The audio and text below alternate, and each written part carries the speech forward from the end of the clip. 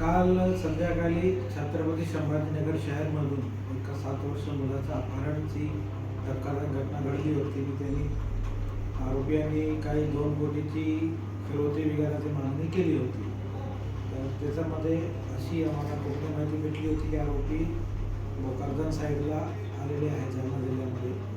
नाकामध्ये वगैरे रात्री आम्ही लावली होती आणि रात्री एक ॲक्सिडेंट झाला आहे कारचा आणि ती गाडी संभाजीनगरमध्ये झालेल्या गाडीची वरणाची मॅच होत आहे अशी माहिती मिळाल्याने त्याच्यामधला एक आरोपीला त्या घटनास्थळावरूनच मला भेटला होता. त्याला जखमी असल्यामुळे हॉस्पिटलला भरती केला.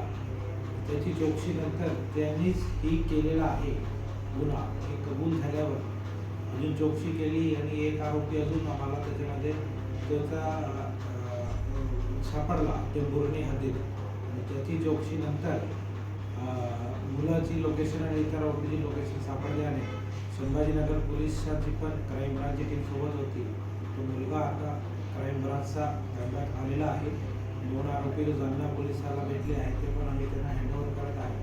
पण हा विषय आणि ही केस जो आहे 2 जिल्ह्याची पोलिसांनी सोबत वर्क करून लवकर याच्यामध्ये आम्हाला भेटलेला आहे. सर, रात्रीच्या अपघातात तो मुलाला ते आपल्याला तू बघावा ना जस्ट तो रिकवर झाला त्याची सगळा मेडिकल मुलगा कुठे सापडला?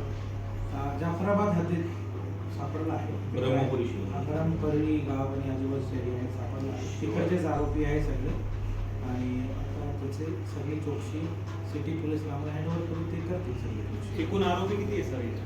प्रायमा फेसी 4 आरोपी वाटत आहे पण अजून वाढू शकतो. ते आणि आपल्या ताब्यात किती आहेत सध्या? एक जखमी होता आणि एक त्याच शिवारात ब्रह्मपुरी शिवारात टेंभुर्णी पोलिसांनी चौकशीसाठी त्यांना भेटलेला आहे. त्यांना आता आम्ही CCTV पोलिसात ताब्यात देतो.